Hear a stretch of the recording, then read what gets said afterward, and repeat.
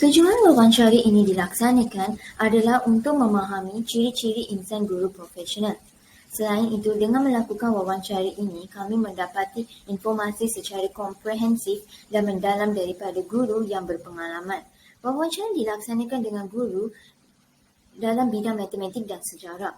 Oleh itu, melalui wawancara ini, guru akan berkongsi pengalaman mereka dan cara untuk mengatasi masalah atau cabaran yang akan dihadapi oleh bakal guru.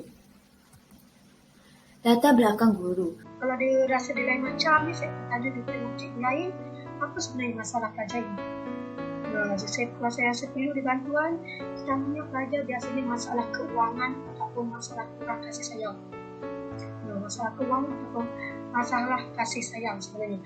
Apabila kasih sayang daripada ibu bapa kurang dan dalam masa yang sama, kawan-kawan akan masuk menghasut dia. Kawan-kawan akan masuk dia, menyebabkan dia menjadi seorang pelajar yang beremosi. Dia terikutlah dengan kawan-kawan. Ini pengalaman saya. Pelajar yang nakal dulu di sekolah lama saya itu, dia yang ingat kita. Dia belajar tak laku tau. Dia belajar di kelas belakang sekali, paling nakal, tapi kerja, tapi baik. Itu yang saya maksudkan. Saya cakap, you tak belajar tak pandai tak apa. You SPM tak lulus pun tak apa. You kerja jadi orang baik, you kerja jadi dapat duit untuk you makan, untuk you cara family you, cukup. Jangan jadi orang jahat. Okey, itu. Saya Nur Fatina Zira binti Rashidi bakal membentangkan tentang data atribut hasil wawancara kedua-dua guru. Baik, kita mulakan dengan perbezaan data atribut bermula dengan Cikgu Ruhana binti Sadari. Beliau dikenal pasti memiliki sifat strategis, di mana strategis merupakan kaedah pembelajaran yang mampu mengkonseptualisasi dan merealisasikan idea, program, projek secara kreatif dan inovatif mengikut keutamaan dengan berkesan. Ini boleh dijelaskan melalui pendekatan inquiry untuk mengekalkan perhatian pelajar di dalam kelas. Beliau melaksanakan PDP bersifat santai pelajaran sejarah tingkatan 5. Beliau sentiasa memberikan peluang kepada pelajar untuk mengutarakan pendapat dan pengetahuan luar bilik darjah dalam sebuah topik yang dibincangkan.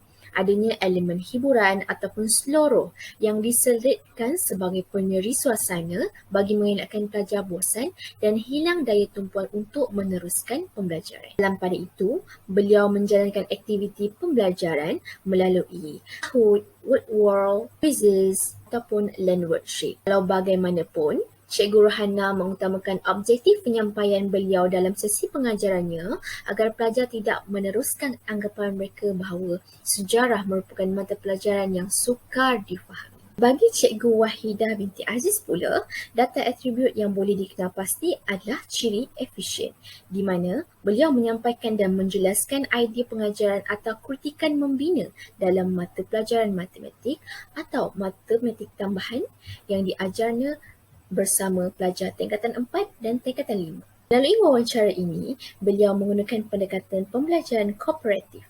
Matlamat beliau adalah bagi memastikan setiap pelajar memperoleh pembelajaran pada tahap yang memuaskan dengan langkah penyelesaian masalah yang dijelaskan. Beliau tidak menafikan kepentingan media pendidikan dan kelas tambahan untuk dilaksanakan bagi menjamin pencapaian pelajar.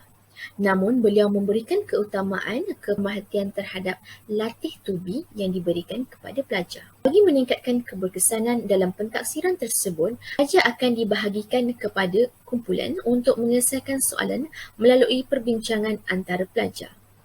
Beliau sedar akan peralihan era pendidikan sewaktu Perintah Pergerakan PKP yang memerlukan pelajar menjalani pembelajaran dan pengajaran daripada rumah. PDPR. Oleh itu, beliau telah menyediakan lembaran latihan matematik kepada pelajar melalui modul pembelajaran secara hard copy bagi mengelakkan keciciran pelajar dalam proses PDP. Kita beralih kepada persamaan data atribut. Yang pertama, di mana kedua-dua guru menunjukkan sikap compassionate mengatasi masalah emosi, tingkah laku dan pelbagai masalah lain yang dihadapi oleh pelajar. Langkah proaktif yang dilaksanakan oleh kedua-dua guru dalam mementingkan terapi psikoanalitik di mana Kaedah ini adalah untuk merawat individu ataupun melakukan pujukan terhadap pelajar yang mengalami gangguan kemurungan ataupun kegelisahan. Dalam pada itu, kedua-dua guru didapati bersetuju pelajar adalah klien yang merupakan tanggungjawab utama bagi guru untuk diberikan perhatian serta perkhidmatan bagi memenuhi keperluan mereka terhadap perkembangan dalam pendidikan. Dan yang terakhir adalah sifat keterbukaan bagi mencuba setiap elemen yang baru dan tugas selain daripada mengajar. Hal yang demikian adalah bagi menggalakkan bakal pendidik untuk menerima apa jua tugasan dan menimba ilmu daripada guru-guru yang lebih berpengalaman. Seterusnya, saya akan membincangkan tentang persamaan dan perbezaan guru berdasarkan model IGP bidang. Persamaan yang pertama adalah kemajuan. Kedua-dua guru inovatif dan mempelajari ilmu baru dalam memastikan proses PDPR berjalan dengan lancar. Kedua-dua guru sentiasa mencari cara untuk memajukan diri dengan teknologi dan cara sosial pelajar. Persamaan yang kedua adalah rasionalisme. Kedua-dua guru sentiasa bertanyakan sebab pelajar sekiranya tidak dapat hadir ke kelas, memahami masalah pelajar ketika proses PDPR. Yang ketiga adalah kreatif. Puan Yohana sentiasa cuba untuk menyampaikan isu semasa, kesan sejarah dan elemen lawak bagi menarik minat pelajar hadir ke kelasnya. Puan Wahidah pula menggunakan contoh aktiviti harian dalam proses mengajar bagi menerapkan ilmu matematik. Seterusnya adalah perbezaan. Perbezaan yang pertama dapat dilihat dalam bentuk pembelajaran aktif. Puan Wahana tidak dapat melewatkan pembelajaran aktif yang sama dengan model IGP matematik. Puan Wahana membantu pelajarnya mengeksplorasi sejarah menggunakan kaedah penceritaan. Manakala Puan Wahidah pula memfokuskan kepada latih tubi dan modul. Puan Wahidah dapat menerapkan aktiviti berkumpulan secara aktif dengan menggunakan soalan kibat berdasarkan masalah matematik dalam kehidupan seharian. Perbezaan yang kedua pula adalah relevan. Puan Rohana dapat mengaitkan sejarah dengan beberapa peristiwa tetapi mempunyai had yang besar. Manakala Puan Wahidah pula mampu menggunakan model IGP dengan menerapkan permasalahan dunia realiti dan matematik. Okay, Assalamualaikum warahmatullahi wabarakatuh. Seterusnya daripada saya, Amir Syafiq bin Muhammad Ramdan. Saya akan menerangkan sedikit berkaitan dengan guru berdasarkan model IPG UPSI. Seterusnya, berdasarkan guru model IPG UPSI, saya akan terangkan bermula dengan perbezaan kedua-dua cikgu tersebut. Berdasarkan prinsip panduan, Cikgu Rohaya menjelaskan ataupun menyatakan guru perlu mampu menyediakan ruang belajar, sumber dan teknologi yang berkualiti untuk pelajar melibatkan diri dalam pembelajaran secara aktif dan kooperatif. Berbeza pula dengan Cikgu Wahidah. Cikgu Wahidah juga adalah perbezaan antara Cikgu Wahidah, beliau melihat pengajaran, pembelajaran, penilaian, kepimpinan dan pengalaman klinikal sebagai multidimensi, berperseparuh dan relatif. Itu antara perbezaan kedua-dua cikgu berdasarkan model IPG UPSI. Seterusnya, kita pergi kepada persamaan. Jadi, berdasarkan model IPG UPSI, persamaan kedua-dua cikgu ini beradaptasikan dengan perubahan dalam sistem pendidikan dengan melaksanakan PDPR dengan baik. Yang pertama, mempelajari penggunaan teknologi dengan menghadiri seminar. Yang kedua, membuat persediaan gadget dan teknologi untuk meningkatkan kualiti PDPR, memberi kebebasan kepada pelajar. Dan yang ketiga, dalam sesi PDPR, guru tidak menunjukkan paksaan menghadiri kelas. Dan yang terakhir, membuat pembelajaran sendiri bagi yang mengalami masalah gangguan internet. Ini adalah persamaan antara kedua-dua cikgu. Dan itu sahaja daripada saya berdasarkan model IPG UPSI.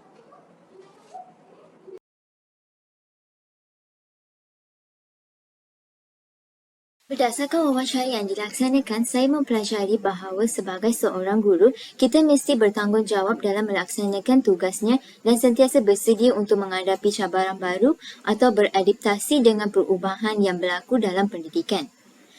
Sebagai seorang guru, kita juga mestilah melaksanakan tugas walaupun kita perlu menghadapi pelbagai cabaran atau rintangan. Melalui wawancara ini, saya mendapati banyak ilmu yang berkaitan dengan bagaimana kita perlu menjadi seorang guru yang berprofesional dan tidak mempunyai sifat bersombong serta sentiasa menghormati guru yang lain juga. Saya juga mempelajari daripada guru yang berpengalaman bagaimana kita perlu menguruskan kelas, berinteraksi dengan pelajar dan bersabar apabila menghadapi dengan kerana pelajar. Itu sahaja dari saya. Terima kasih. Refleksi. Tugas seorang pendidik adalah penting sehingga kerajaan meletakkan pendidikan antara salah satu bidang yang perlu dilaksanakan walaupun waktu pandemik. Guru mestilah kreatif dan inovatif dalam mendidik pelajar. Kedua-dua guru yang diwawancara memajukan diri, terutama dalam aspek teknologi dan sosial, bagi menarik minat pelajar hadir ke kelas. Pengorbanan guru. Kedua-dua guru menggunakan gaji mereka sendiri untuk membeli peralatan bagi mengajar secara beratas talian. Mereka juga mengorbankan masa mengadakan kelas tambahan bagi membantu pelajar yang tercicir. Pada sudut yang lain pula, tugasan wawancara ini diadakan pada waktu yang kurang sesuai. Hal ini kerana terdapat sekolah yang sedang mengalami fasa perpisahan akhir tahun. Terdapat juga sekolah yang sibuk dengan pertukaran fasa kembali ke kelas fizikal. Assalamualaikum, salam sejahtera. Untuk bahagian refleksi, saya Nurfati Nazrah binti Rashidi ingin menyatakan bahawa wawancara yang dilaksanakan telah memberi peluang kepada kami semua sebagai insan guru perantis dalam merencana perjalanan yang lebih baik untuk menjadi insan guru profesional. Berdasarkan pendapat, cara, medium, platform pendidikan yang telah dilaksanakan oleh guru profesional ini memberikan kami kesedaran ataupun langkah berwaspada untuk bagaimana kami mengatasi situasi sebenar yang bakal ada di dalam bilik darjah selain daripada teori yang telah kami pelajari di dalam kuliah bersama pensyarah. Dan paling menarik untuk saya ambil adalah bagaimana kita, insan guru profesional yang akan datang, menerima ataupun memiliki sifat keterbukaan terhadap tugas-tugas baharu yang bakal diberikan kepada kita. Justru bersiap sedialah insan guru profesional yang baharu dengan fasa pendidikan yang lebih mencabar menanti anda. Assalamualaikum warahmatullahi wabarakatuh dan salam sejahtera. So, saya Amir Syafiq bin Muhammad Ramdan ini membuat satu refleksi terhadap dua guru yang telah guru kami membuat wawancara pada tempoh hari yang lepas. Jadi kedua-dua guru yang membuat guru kami membuat wawancara tersebut sangat baik, sangat sporting. Mereka telah memberi kerjasama yang baik untuk menemu ramah bagi guru kami. Jadi antara refleksi yang saya dapat lihat yang pertama, kedua-dua guru tersebut telah memberikan input yang berguna buat kami semua, kami sekumpulan, kerana dia telah menegaskan bahawanya masa seorang guru itu amat penting dan perlulah orang kata mengatur dan juga membahagikan masa semerata. Jadi antara masalah ataupun kekangan yang saya hadapi ketika menemu ramah kedua-dua guru tersebut adalah pencapaian internet. Sebab saya kurang berada dalam tahap yang terbaik untuk mencapai internet yang baik, yang lebih baik. Jadi itu masalah yang pertama, menyebabkan saya kadang terputus secara langsung ketika temu ramah berlangsung. Jadi yang kedua adalah orang kata kekangan dari segi soalan yang telah diberikan kepada saya untuk menemu ramah kepada cikgu. Walaupun dalam Google Meet, tetapi orang kata perasaan malu untuk bertanya kepada guru itu pun agak malu walaupun dalam secara online juga. Jadi itulah orang kata refleksi yang saya dapat berikan kepada anda semua dan juga apa yang saya dapat ketika menemu ramah kedua-dua guru tersebut. Saya harap segala pengusian daripada guru-guru tersebut memberikan saya seorang insan yang boleh mendidik anak bangsa dan menjadi seorang guru insan profesional. InsyaAllah, terima kasih. Sekian. Kesimpulannya, melalui wawancara ini kami dapat mempelajari bahawa seorang guru memerlukan minda inquiry yang merangkumi kritikan kreativiti dan inovasi. Selain itu, semasa pengajaran pembelajaran, elemen interaktif dan kolaboratif antara guru dan pelajar perlu wujud. Oleh itu, guru perlu mencipta persekitaran pengajaran pembelajaran yang menarik, menyediakan skop dan peluang untuk memupuk keseronokan intelektual yang akan mengoptimalkan potensi dan semangat pelajar untuk belajar. Itu sahaja daripada kumpulan kami. Sekian, terima kasih.